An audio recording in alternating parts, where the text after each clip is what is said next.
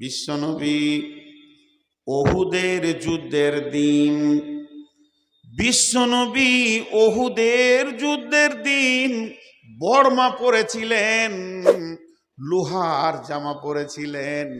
লোহার জামা যেগুলো হয় দেখবেন হাজারদুয়ারিতে আছে, ওই লোহার জামা পরেছিলেন। গোটা শরীরটা তার ভারী হয়ে গেছিল। মাথায় একটা হেলমেট নিয়েছিলেন লোহার, এর জন্যে রসুলের ওজনটা অনেক বেশি হয়ে গেছিল। স্বাভাবিকতা থেকে বেশি হয়ে যাওয়ার কারণে রসুল চলাফেরা করছে, যুদ্ধ পরিচালনা করছে। কোন দিকে কাকে পাঠাবো, কোন দিক থেকে খবর নিব যে বেঈমানেরা কোথা রয়েছে, নানা রকম নবীজি চিন্তা করছেন। সামনে একটা উঁচু পাথর রয়েছে, বিশ্বনবী ভাবছেন এই পাথরে যদি আমি একবার উঠতে পাই, এই রাস্তাটা যদি আমি হাঁটতে পাই, তাহলে কাফেরদেরকে পরিলক্ষণ করে নেওয়া হবে তারা কোন জায়গায় কি অবস্থায় আছে। কিন্তু নবীজির শরীরটা এত ভারী হয়ে গেছে, স্বাভাবিক পাথরে উঠতে পারবে না। পাথরের কাছে যেছে আর আসছে।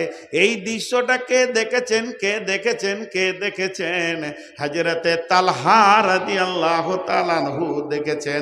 বিশ্বনবী তালহাকে ডাকেনি, বিশ্বনবী তালহার কাছে যুক্তি নেননি যে পাথরে কেমন করে উঠব। তার ব্রেন বলছে নিশ্চয়ই নবীজি পাথরটার উপরে উঠলে আমাদের দিনের অনেক লাভ হবে। তবে পাথরটাতে উঠতে গেলে কি করতে হবে, নিচে আর একটা ছোট পাথর লাগবে। এই নিচে যে ছোট পাথরটা লাগবে ওইটাতে পা দিলে তারপরে পাথরে উঠা যাবে। তাহলে এখন পাথর খুঁজে বেড়াও ময়দানে, কোথা খালি পাথর একটা পড়ে আছে সেটাকে তুলে নিয়ে এসো, তারপরে ওখানে দাও। কিন্তু বন্ধুরে, তালহা না তা করে তালহা কি করলেন, দৌড়ে গিয়ে ওই বড় পাথরটার নিচে শুয়ে গেলেন। আর শুয়ে গিয়ে বললেন, ইয়া রাসূলুল্লাহ, আপনি আমার বুকে পা দিয়ে উঠে যান, আমি আপনার জন্য সিঁড়ি হয়ে গেলাম। যেই বিশ্বনবী শুয়ে গেলেন আর আল্লাহ হযরতে তালহা শুয়ে গেলেন, আর বিশ্বনবী তালহার বুকে পা রেখে পাথরটাতে উঠলেন।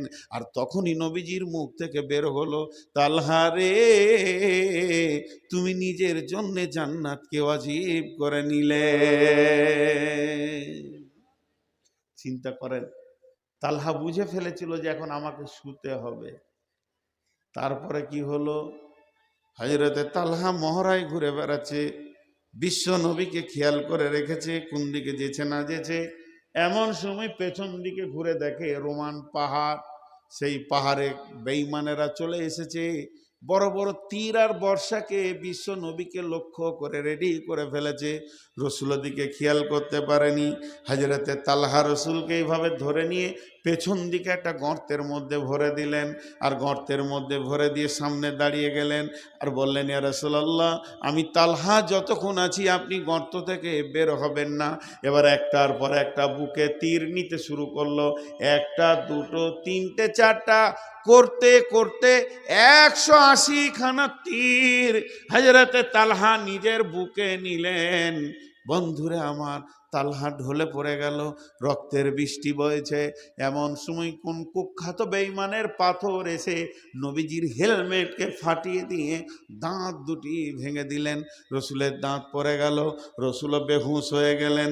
যখন রসুল বেহুশ হয়ে গেলেন, হযরতে আলী ঢালে করে পানি আনছেন, রসুলের মাথাতে দিয়ে হুঁশ ফিরাবেন। শুধু তাই নয়, এদিকে হযরতে ফাতিমা খেজুর গাছের পাতাকে গোঁড়া করছেন, গোঁড়া করে ক্ষত জায়গায় লাগানোর জন্য রেডি হয়ে গেছেন। চারিদিকে কাজ চলছে। মুনাফিকরা হই করে দিল, নবী নাই, নবী মুহাম্মদ মারা গেছে, পৃথিবী থেকে চলে গেছে, নবী আর নাই। এই বলে তারা ময়দান ছেড়ে দিল। হযরত আলী বাঘের কণ্ঠে এত জোর চিৎকার করলো, রে মদিনাবাসী, তোমরা কোন করে শুনে লাও, নবী মুহাম্মদ সাল্লাল্লাহু আলাইহি সাল্লাম এখনো জীবিত আছি। ভাইরা আমার, তারা জানতো যে এখন কি লাগবে। খন্দকের দিন বিশ্বনবী তাবুতে রয়েছেন। হযরতে সাদ বিন মাজ রাদিয়াল্লাহু তাআলা আনহু এতগুলি তলোয়ারকে একসঙ্গে বেঁধে নিয়েছে, রসুলের সিকিউরিটি হয়ে গেলেন। এবং যখন তলোয়ারটা নামালেন, গভীর অন্ধকার, সনসন সনসন বাতাস বয়েছে, হাড় কাঁপানো, এদিকে বৃষ্টি হয়েছে, বিজলিও বইছে। ওই অবস্থায় তার যখন তলোয়ারটা হযরতে সাদ বিন মুআয রাখলেন, ঝানাক করে শব্দ উঠল। বিশ্বনবী তাঁবুর বাইরে থেকে, সাইড থেকে বলছে, কে গো, সাদ নাকি?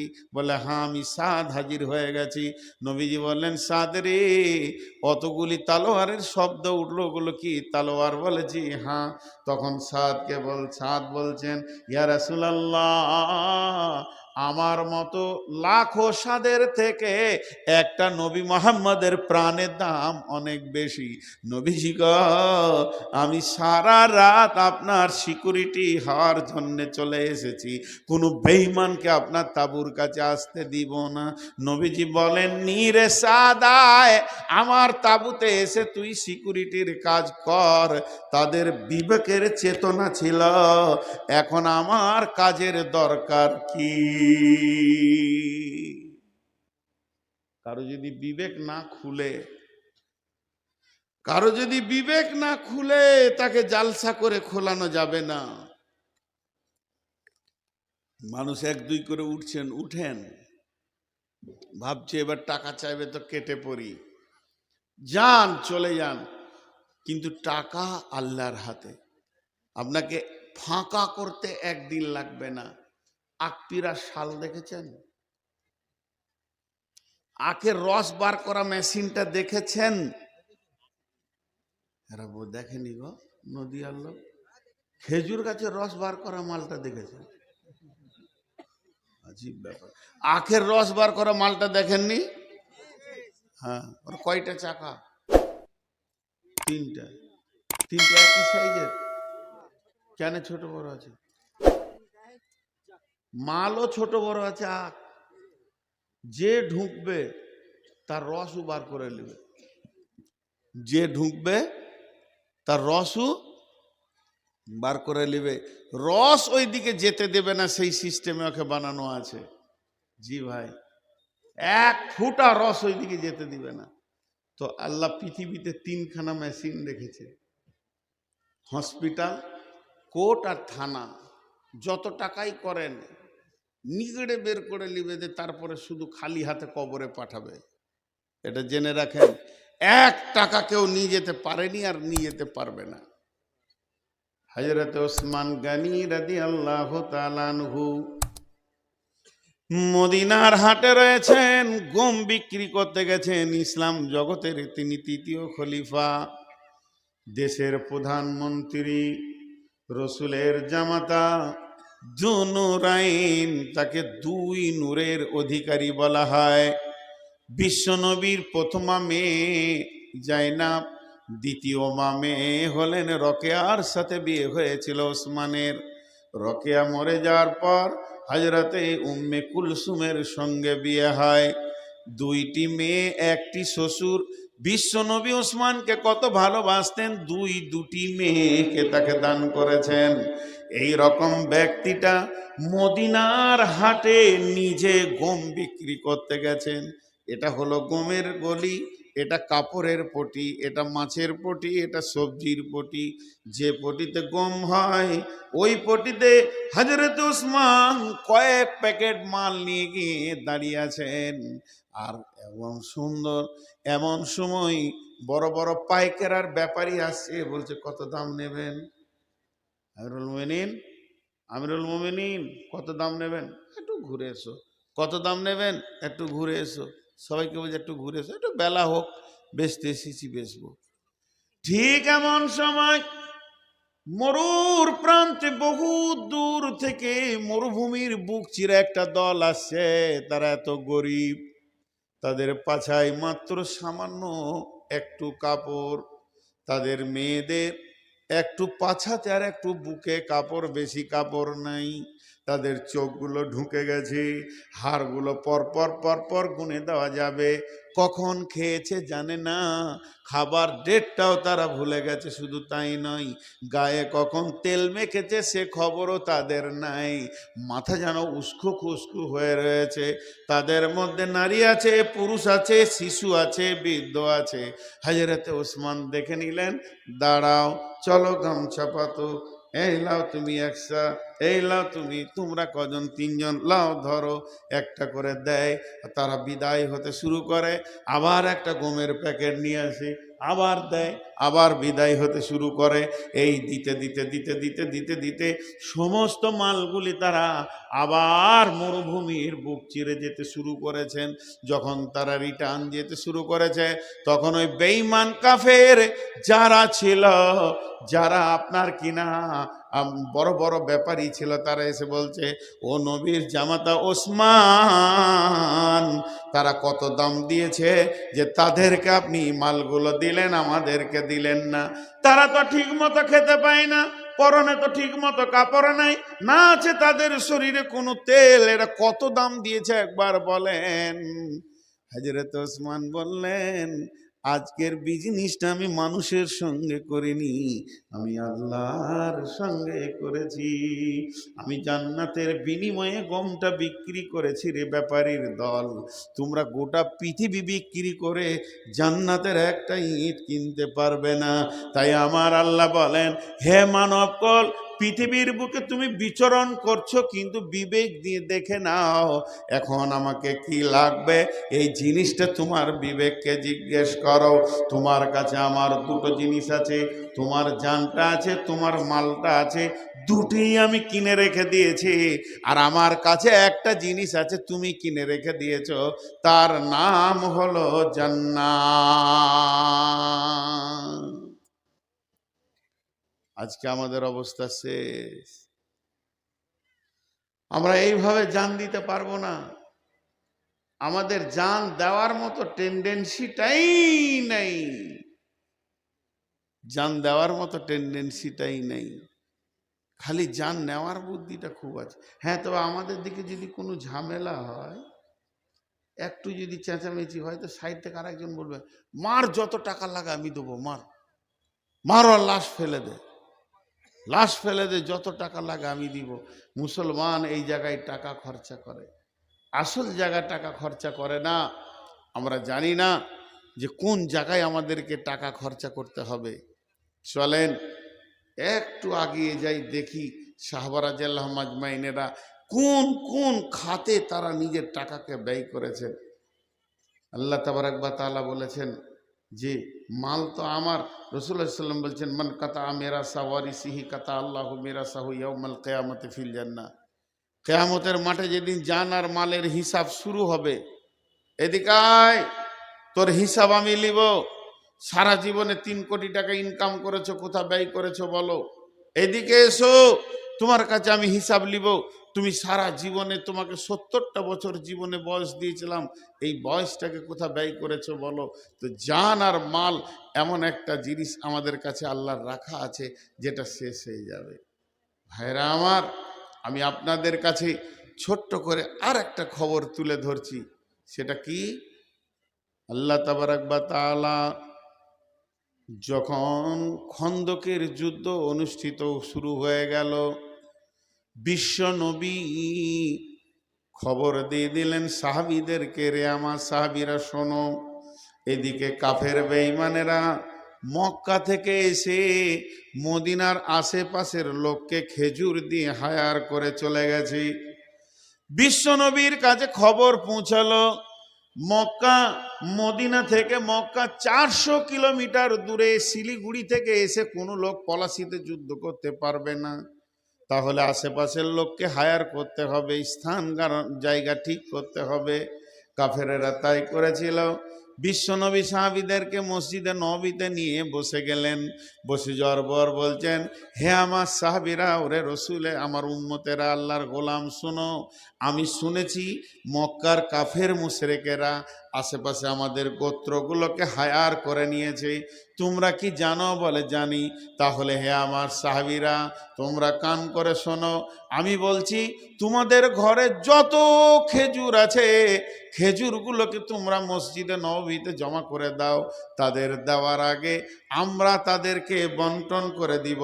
তাহলে আমাদের খেজুর তারা যখন পেয়ে যাবে, তারা গরিব মানুষ, আমাদের মালটা আগে যদি পেয়ে যায় তাহলে আমাদের দিকে তারা ঝুঁকে যাবে, আমাদের দিকে তারা হয়ে যাবে, তারা আর তাদের হায়ার হবে না, তাদের পক্ষে যাবে না।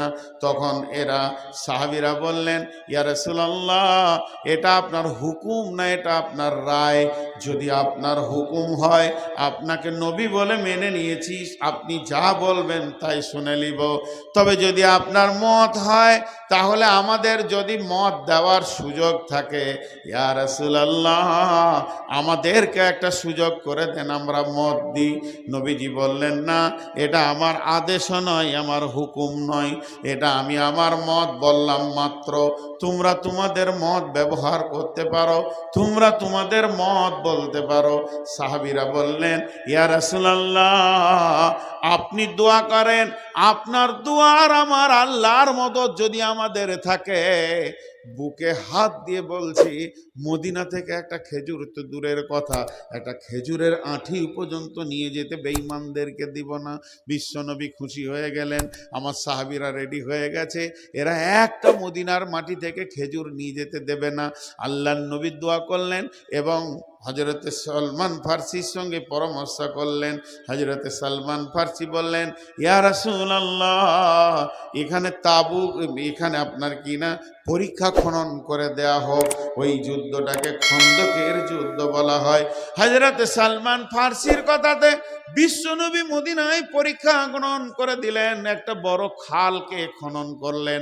ওই খালটা খনন করতে গিয়ে আরো লম্বা ইতিহাস আছে। বিশ্বনবী যখন জোরে গাঁইতি মারলেন, পাথর থেকে একটা চিলকি বের হয়ে এলো আগুনের, আর ওই আগুনের ছটা দেখি নবীজি বললেন, আলহামদুলিল্লাহ, আল্লাহ আমাদেরকে বিজয়ী দিয়েছে, নিশ্চয়ই আমরা বিজয়ী পাব। এরপরে পরীক্ষা খনন হয়ে গেল। মদিনার সমস্ত মেয়েদেরকে একটা তাঁবুতে দিয়ে হযরতে খানসাকে ডিউটি দিলেন। পুরুষরা আর এক জায়গায় রয়েছে। এবার চলছে, খালি ওরা ওই দিকে এসেছে 1000, ওরা এসেছে ওখানে মানে পরপারে রয়েছে, ওরা ওই খালটার ওই পারে, আর মদিনাওয়ালারা মদিনা খালের ভিতরে রয়েছে। এরা খালি বলছে তোরা আয়, তারপরে দেখছি। আর মুসলমানরা বলছে খালি একবার খাল পার হয়ে যা, লাশ ছাড়া তোদেরকে জীবিত ফেরত যেতে দিব না। এই চলতে চলতে 1 দিন গেল, 2 দিন গেল, 3 দিন গেল, 1 মাস গেল, 2 মাস যখন চলে গেল, তখন ওখানে আবু সুফিয়ান দেখছে যে উটগুলি এনেছিলাম, উটগুলি তো শেষ হয়ে যাচ্ছে, প্রতিদিন হাজার হাজার লোকের খাবার, তাহলে তো উটগুলি শেষ হয়ে যাচ্ছে।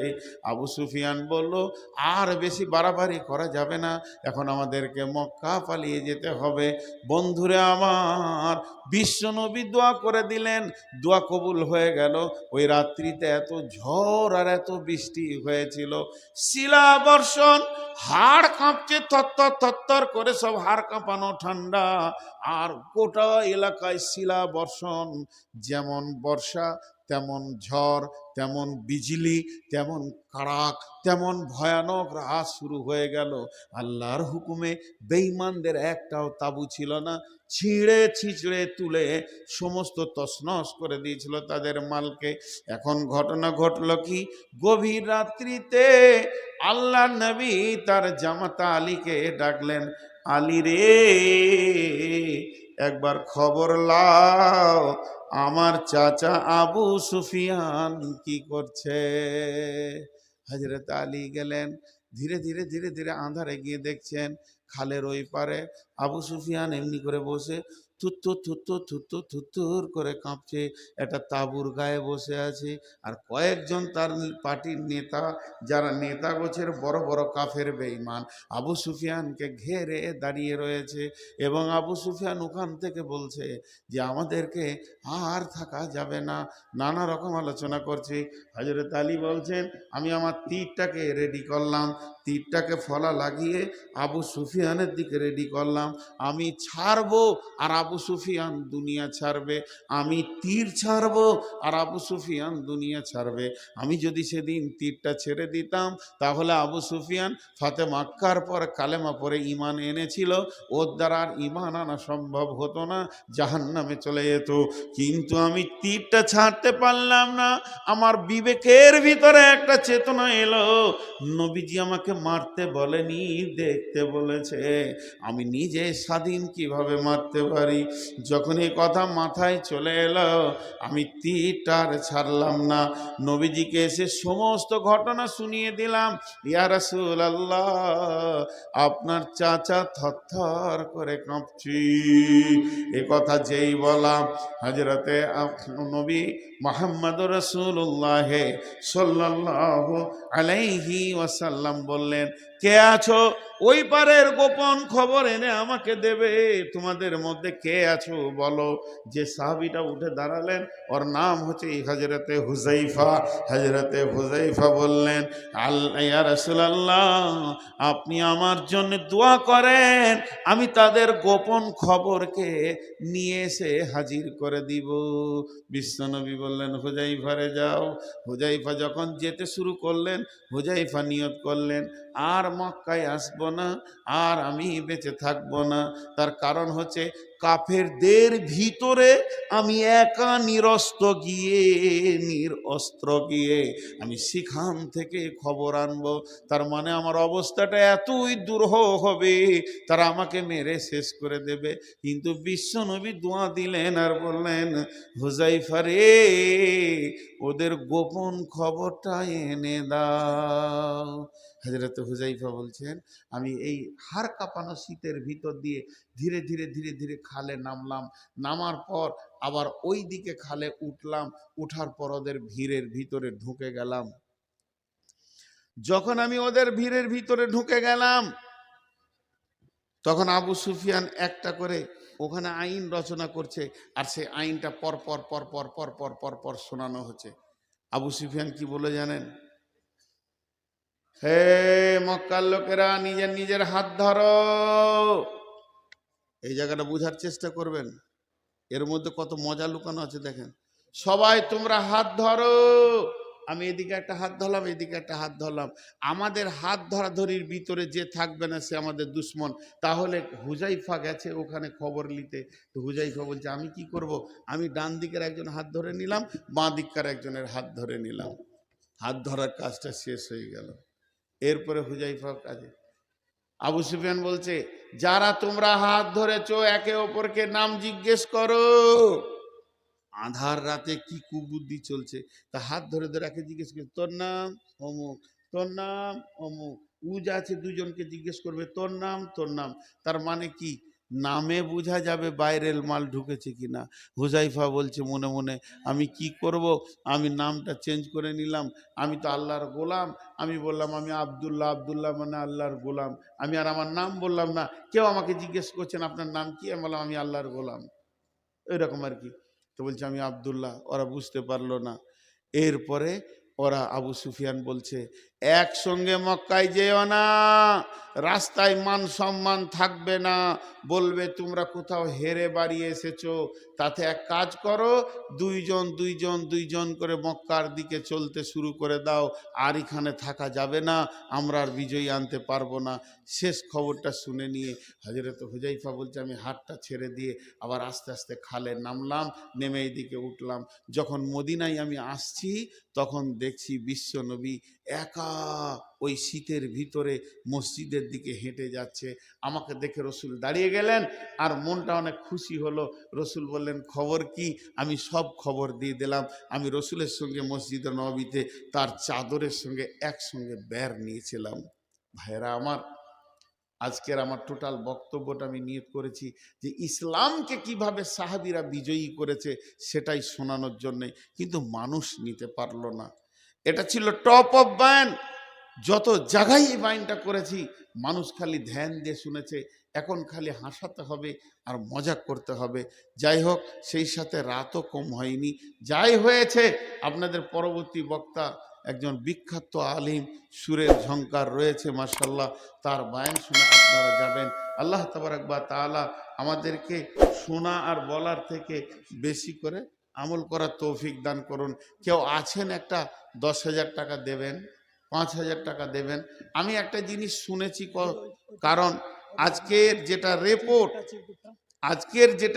আজকে দুপুরে জোহরের নামাজ পড়েছি আমি জানকীনগরে, বুজু শান্তিপুর থেকে 4,000 টাকা। এখানে আছে নাকি? না, এটা আলাদা মেয়েদের। সুবহানাল্লাহ, ব্যাংক ব্যাংক ভার করলে ফ্রি চলে আসছে। কত আছে জানেন না? আল্লাহ একবারে একটা ভালো, এ তো অনেক টাকা গো। হ্যাঁ, কত দেখেন, কাতরা কাতরা দরিয়া সোয়াদ। আমি একটা কথা আপনাদেরকে বলি, বুজু শান্তিপুর থেকে 3টে আছে, 4,000 টাকা। আমি এইটাই বলছিলাম, জান মাল আল্লাহ রাস্তায় দেওয়ার জন্যে কেউ আছেন আল্লাহর গোলাম? তো আজকে আলোচনা হচ্ছিল জানকীনগরে যে নদিয়ার মধ্যে যতগুলি ফারিকি মাদ্রাসা আছে এখন বিলকুমারী টপ অফ চলছে পড়াশোনাতে এবং সমস্ত দিকে রিপোর্ট ভালো।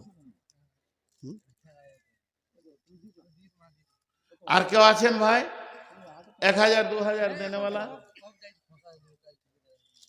মাশাআল্লাহ, 500 নগদ, 500 বাকি, 1,000 টাকা। জি দেন আপনারা। আমি যে কথাটা বললাম আপনারা খেয়াল করেননি যে নদিয়াতে যতগুলি ফারিকি মাদ্রাসা আছে এখন বিলকুমারী টপে চলছে। তবে এইটার জন্য আমি কমিটিকে একটা কথা বলবো, যেন অহংকারে পড়ে যান না, আল্লাহর শুকরিয়া করেন, আরো যেন টপে হয় দোয়া দিচ্ছি। অহংকারে পড়ে গেলে আল্লাহ কেড়ে নেবে, এই ইজ্জতটা কেড়ে নেবে। খুব নাম শুনে খুশি হলাম, অনেক লোক আলোচনা করছিল পড়াশোনার দিক থেকে, সব দিক থেকেই ভালো, ছেলেও ভালো আছে। আল্লাহ তাবারাক ওয়া তাআলা মাদ্রাসাটাকে কবুল করে নেন এবং কমিটিকে কবুল করে নেন, ছাত্র শিক্ষককে কবুল করে নেন, আমিন।